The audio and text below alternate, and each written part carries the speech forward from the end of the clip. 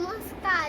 আর 22শে শ্রাবণ, আজ রবীন্দ্রনাথ ঠাকুরের প্রয়াণ দিবসে আমার নিবেদন পুতুল ভাঙা।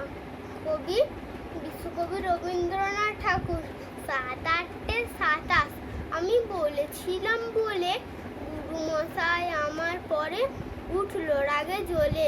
মাগো তুমি 5 পয়সায় এবার রথের দিনে সেই যে রঙের পুতুল খানি আপনি দিলে কিনে। খাতার নিচে ছিল টাকা, দেখালে এক ছেলে। গুরুমশাই রেগে মেগে ভেঙে দিলেন ফেলে। বললেন তো দিন রাত্রির কেবল যত খেলা, একটুও তোর মন বসে না পড়াশোনার বেলা।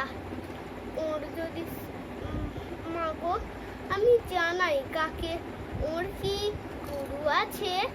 আমি যদি নালিশ করি এক্ষুনি তার কাছে।